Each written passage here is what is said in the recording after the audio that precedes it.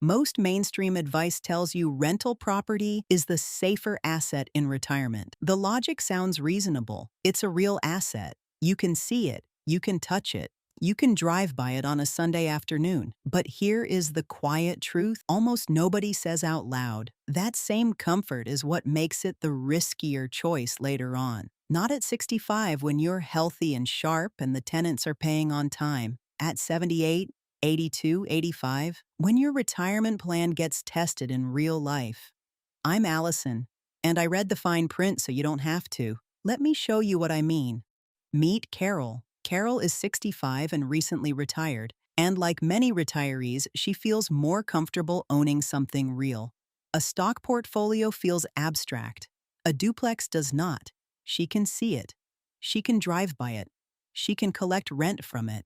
So Carol puts down $150,000 as a down payment on a $450,000 duplex. She finances the rest at about 6%, and she keeps the remaining $350,000 in a money market fund as her reserve. At first glance, it looks smart. The property brings in rent, her tenants help pay down the mortgage, the building may appreciate over time. This is the kind of plan many retirees naturally trust. But here is the first problem. What looks like retirement income on the surface often turns out to be much thinner in real life. After her mortgage interest, vacancies, and property-related expenses, Carol's actual monthly cash flow is not especially impressive. But Allison, you say, tenants are paying the mortgage. That is income. It is on paper. But paying down a mortgage is not the same as money in your checking account. It builds equity, which is wealth you cannot spend without selling or borrowing. And when you are 78 and a pipe in the building bursts at midnight, equity does not answer the phone. And later, when Carol gets older and no longer wants to manage tenants herself, the cash flow shrinks again because a property manager takes 8 to 10% right off the top. The wealth may be real, the equity may be real, but the free cash flow can be a lot weaker than expected. So Carol is not exactly living off the property. She is living off Social Security, some rental income, and the reserve sitting on the side. Now, meet David. Same age, same $500,000 in his savings, same Social Security. But David does the opposite. He puts the full amount into a simple, low-cost index fund portfolio inside a regular taxable brokerage account, not an IRA, not a 401k, a plain brokerage account. That detail matters later, and I will come back to it. No tenants, no plumbing calls, no turnover, no property tax surprises. He follows a withdrawal strategy of roughly 4% a year, which gives him about $1,600 a month from the portfolio on top of Social Security. And right there is the moment many retirees feel their stomach drop. $500,000 sounds like a lot of money. $1,600 a month does not. That is the gap between the number on the statement and the number in real life. And it catches people off guard all the time. In theory, David's life is simpler. If he needs cash, he can move money in days. If he wants to relocate, nothing ties him down. If he does not want retirement to feel like a part-time job, index funds solve that immediately. David seems to have an easier retirement until the market falls, because a portfolio is liquid, but that does not mean it feels safe. Picture this. You are retired. Your wife's memory care bill is due on the 1st of the month. You log into your account on the morning of the 28th, and the value is down 30%. You still need to pay that bill. You still need groceries. You still need to keep withdrawing. That is when the emotional side of retirement shows up. Because the spreadsheet says, stay calm. The nervous system says, get me out. But Allison, you say, I would just ride it out. I would not panic. Maybe. And I hope you are right. But riding it out when you're 45 and still earning a paycheck is a very different thing from riding it out when you are 72 and that portfolio is the only thing between you and a smaller life. Retirees who panic during market declines can do permanent damage to a portfolio that might otherwise have recovered just fine. David's money is easier to access, but that does not make it easy to live through a major downturn while still withdrawing from it. Carol's wealth may hold up on paper, but much of it sits inside the property, which can make it much harder to turn into cash when timing matters. Now, fast forward 20 years. On paper, Carol and David can end up in the same general range. Her duplex has appreciated. His portfolio has grown. But retirement is not lived on paper. It is lived through flexibility, stress, maintenance, and eventually, health. That is where this comparison gets real.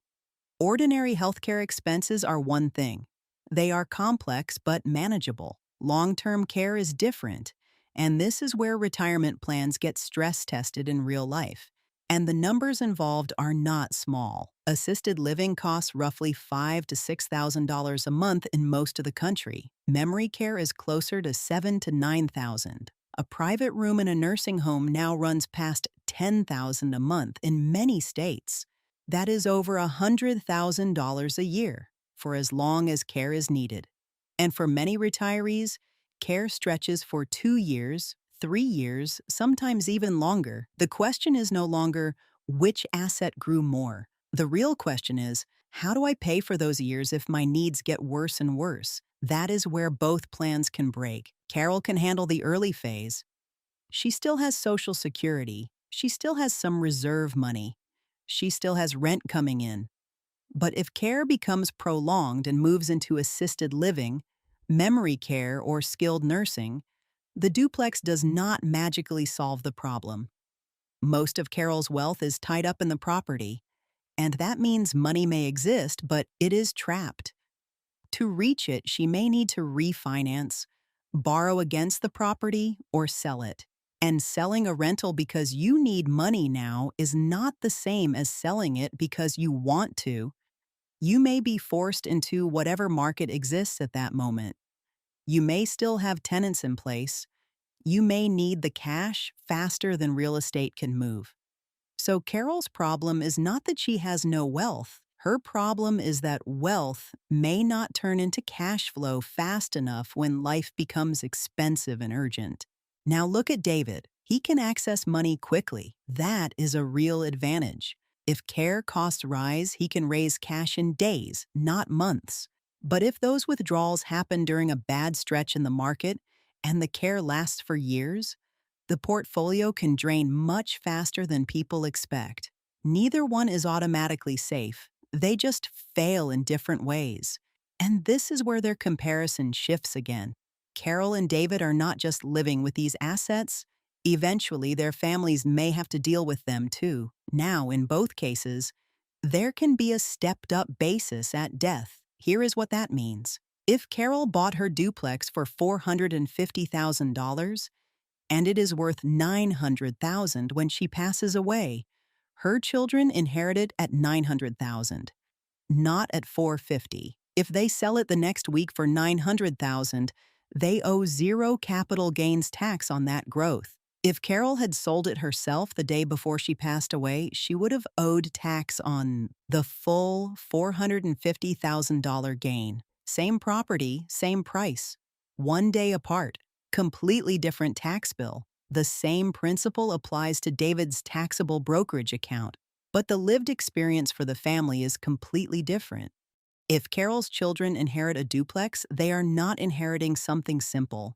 They may be inheriting tenants, repairs, a property manager, a sale process, and a decision about whether one sibling buys out another. A property can look like a valuable inheritance and still be an operational mess. Now compare that to David's brokerage account. That account can usually be sold quickly and divided cleanly. No showings, no negotiations, no months of delay, no argument over who wants the building and who wants cash.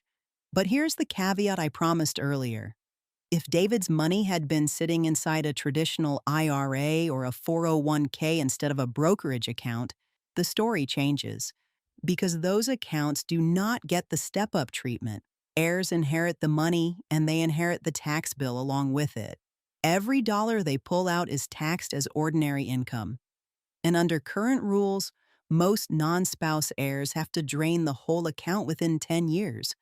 Same household wealth, very different after-tax outcome. So here is the real question. It is not which asset is smarter. It is which downside you can actually live with when the pressure becomes real. Retirement planning is not choosing the prettiest asset. It is choosing the failure mode you are most prepared to survive. If you want tangible control and you understand that retirement real estate can behave more like a business than passive income, a rental property can absolutely make sense. If you want liquidity, simplicity, and something easier for your family to handle later, index funds may be the stronger fit. The winner is the one that still works when your health changes, your energy changes, your needs change, and your family is the one left dealing with the result. That is the part most retirement advice skips. If this was helpful, subscribe so the next video finds you. And if you have a spouse, sibling, parent, or friend making retirement decisions right now, share this with them. One good conversation now can prevent a much harder one later. I'm Allison, and I'll see you in the next one.